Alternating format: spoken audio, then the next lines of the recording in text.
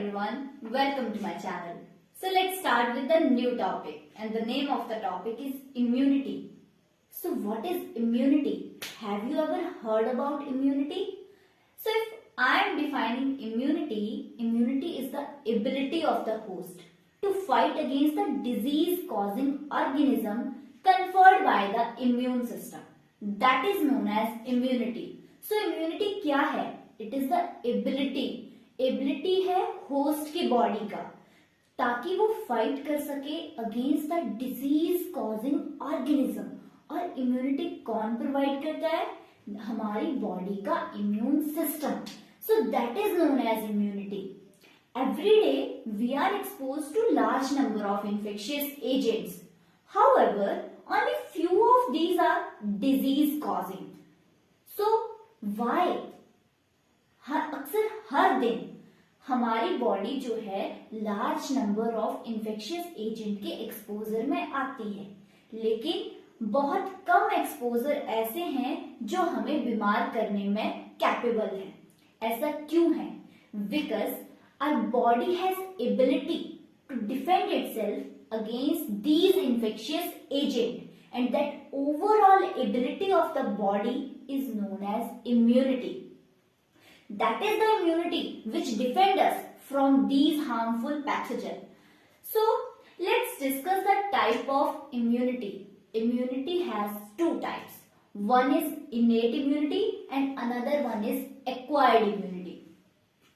Innate immunity and acquired immunity. Another name for the acquired immunity is adaptive immunity. So let's discuss the first type of immunity, that is innate one. Innate means by birth.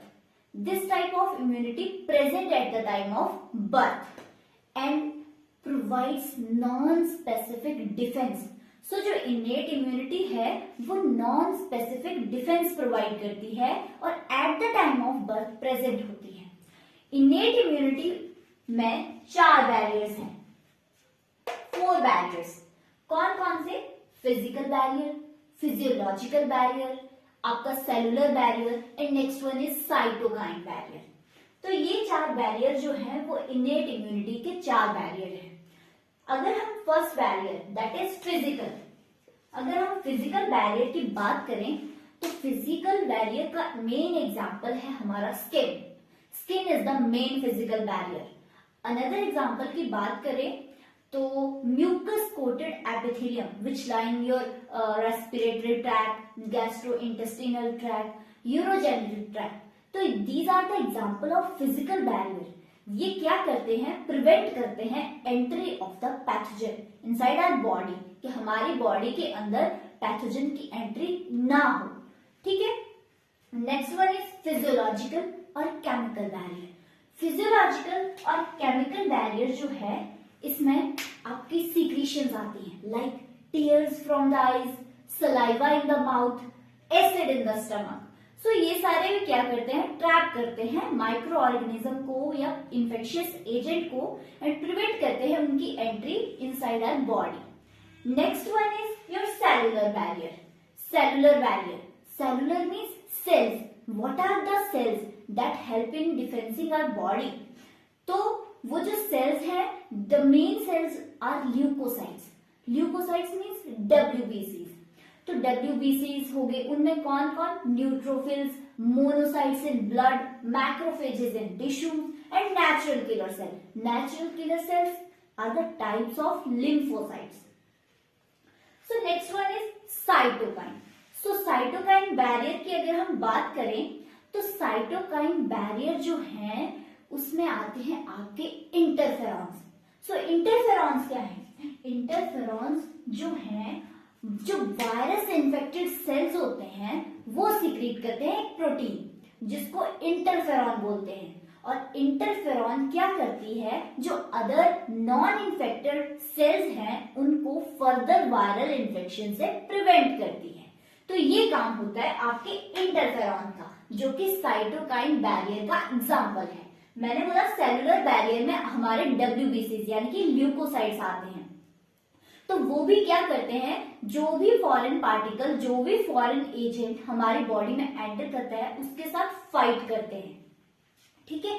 So these are the barriers which are involved in innate immunity. Now moves to acquired immunity, जिसके पास एक another name क्या है, adaptive immunity. So name से ही proof हो रहा है कि acquired means life के with the passage of life जो है इसको एक्वायर किया जाता है, अडेप्ट किया जाता है. ये बाय बर्थ प्रेजेंट नहीं होती है, with the passage of life इसको अडेप्ट किया जाता है, एक्वायर किया जाता है. और ये जो इम्यूनिटी है ये पैथोजन स्पेसिफिक है. जो हमारा इनेट था वो नॉन स्पेसिफिक डिफेंस प्रोवाइड करता है, लेकिन हमारा एक्वायर्ड है जो है वो अपोजिट है इनेट से, तो वो हमें पैथोजन स्पेसिफिक डिफेंस प्रोवाइड करता है. और जो मेन कैरेक्टरिस्टिक है एक्वायर्ड इम्यूनिटी का वो है मेमोरी. मेन कैरेक्टरिस्टिक फीचर जो आपके एक्वायर्ड इम्यूनिटी में प्रेजेंट है दैट इज मेमोरी. मेमोरी को हम कैसे डिस्कस कर सकते हैं? सी, मैंने बोला एक्वायर्ड इम्यूनिटी जो है वो आपका पैथोजन स्पेसिफिक है. पैथोजन स्पेसिफिक है. नेक्स्ट वन इज इसमें मेमोरी प्रेजेंट है. और मेमोरी का कंसेप्ट हम कैसे डिस्कस कर सकते हैं? मेमोरी प्रेजेंट है मींस सी, फर्स्ट टाइम हमारी बॉडी में कोई पैथोजन एंटर करता है और हमारी बॉडी जो है रिस्पॉन्स करती है और उस पैथोजन का एनकाउंटर करती है. तो जब वो एनकाउंटर करेगी उस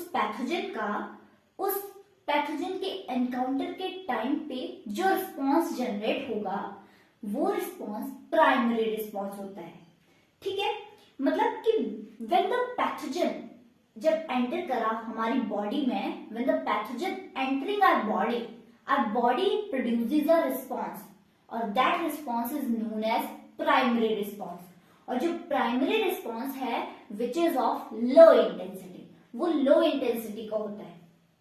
subsequent exposure with the same antigen, जब सेकेंड टाइम सेम एंटीजन के साथ एनकाउंटर किया जाता है तो बॉडी जो है वो रिस्पॉन्स करती है और वो रिस्पॉन्स जो होता है हाईली इंटेंसिफाइड होता है. मींस हाई इंटेंसिटी का रिस्पॉन्स जनरेट होता है. इट मींस बॉडी के पास पहले एनकाउंटर की मेमोरी प्रेजेंट थी. दैट इज वाई जब सेकेंड टाइम सेम पैथोजन के साथ एनकाउंटर किया तो उस टाइम पे जो रिस्पॉन्स जनरेट हुआ वो हाईली इंटेंसिफाइड हुआ.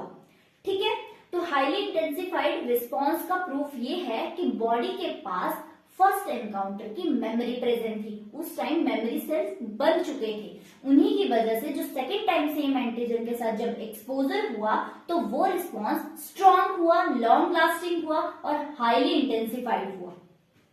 सो these are the primary and secondary responses in case of acquired immunity. तो प्राइमरी रिस्पॉन्स क्या हुआ? जब हमारी बॉडी फर्स्ट टाइम क्या करती है, एनकाउंटर करती है पैथोजन को और उस टाइम पे जो रिस्पॉन्स जनरेट होता है वो रिस्पॉन्स प्राइमरी रिस्पॉन्स होता है जिसकी इंटेंसिटी लो होती है, लो इंटेंसिटी का.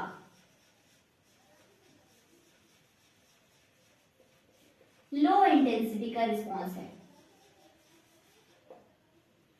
मैंने बोला सब्सिक्वेंट एक्सपोजर जब होता है सेम एंटीजन के साथ तब जो होता है वो रिस्पॉन्स हाई इंटेंसिटी का होता है. मतलब जो सेकेंडरी रिस्पॉन्स है वो आपका हाई इंटेंसिटी का होगा. क्लियर है? सो ये जो आपके प्राइमरी रिस्पॉन्सेज है, सेकेंडरी रिस्पॉन्सेज हैं, these are carried out by two special kind of lymphocytes. और वो lymphocytes कौन है आपका प्राइमरी रिस्पॉन्स और आपका सेकेंडरी रिस्पॉन्स. ये दो रिस्पॉन्स जो होते हैं these are carried out by two special kind of lymphocytes.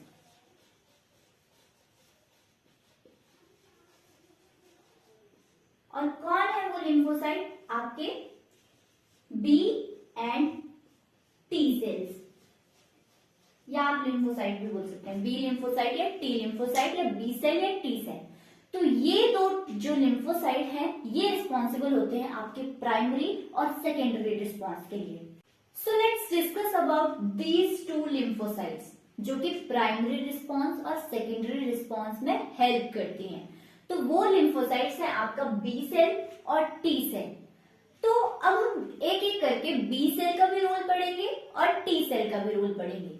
तो जो आपका बी सेल है वो क्या करता है, बी सेल ब्लड में प्रोटीन्स प्रोड्यूस करता है इन रिस्पॉन्स टू पैथोजन।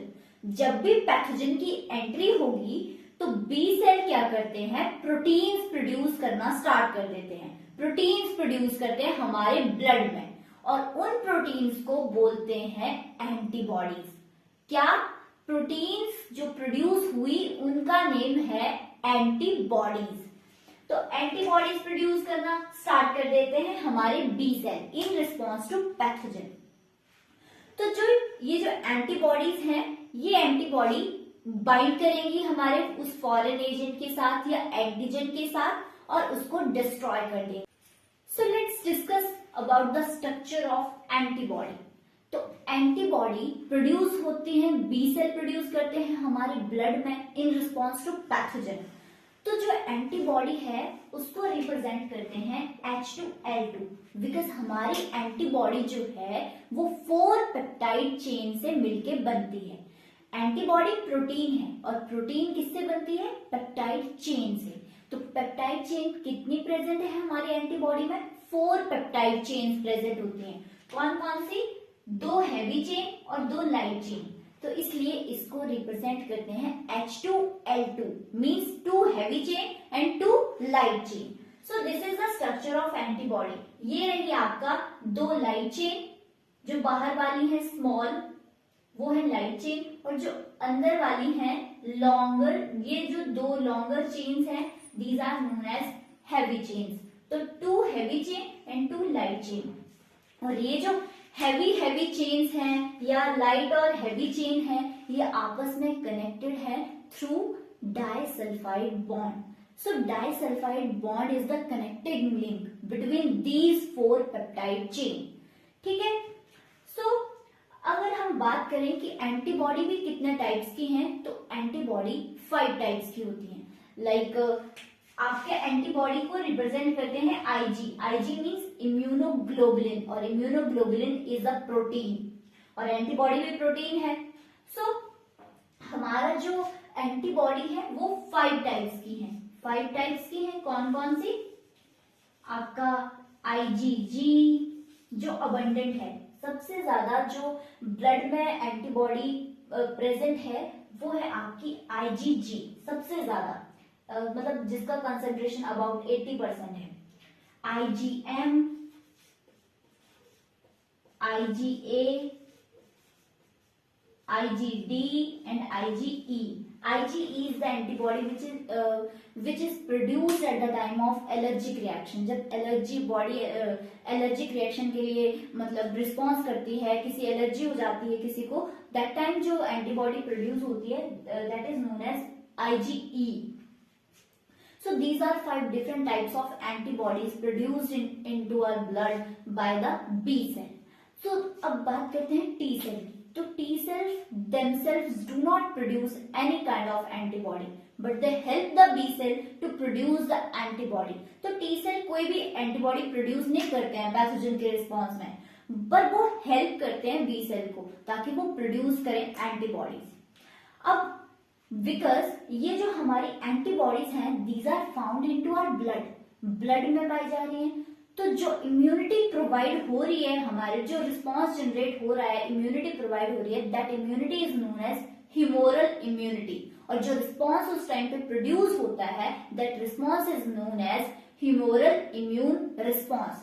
ह्यूमोरल जो वर्ड है that stand for body fluid. Body fluid means blood. ठीक है। तो ह्यूमोरल इम्यूनिटी प्रोवाइड होती है जब बी सेल एंटीबॉडी प्रोड्यूस करते हैं और जब वो रिस्पॉन्स जनरेट होता है तो उसकी वजह से जो हमें इम्यूनिटी प्रोवाइड होती है that immunity is known as humoral immunity और एंटीबॉडी मीडिएटेड इम्यूनिटी भी बोलते हैं उसको, बिकॉज एंटीबॉडी की वजह से इम्यूनिटी प्रोवाइड हो रही है ना, तो एंटीबॉडी मीडिएटेड इम्यूनिटी भी बोलते हैं उसको। ठीक है। जो नेक्स्ट टाइप है, और ये जो एंटीबॉडी मीडिएटेड इम्यून रिस्पॉन्स है या ह्यूमोरल इम्यून रिस्पॉन्स है, this is one of the two type of acquired immune response. मतलब एक्वायर्ड इम्यून रिस्पॉन्स के दो टाइप में से ये पहला इम्यून रिस्पॉन्स था, पहला टाइप था, ठीक है।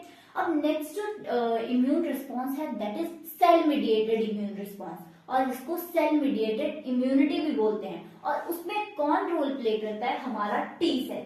तो टी सेल का मेन फंक्शन होता है हमारा सीएमआई में, सीएमआई। सो जो हमारे टी सेल हैं, मैंने बोला वो सेल मीडिएटेड इम्यूनिटी में रिस्पॉन्सिबल होते हैं या इन्वॉल्व होते हैं।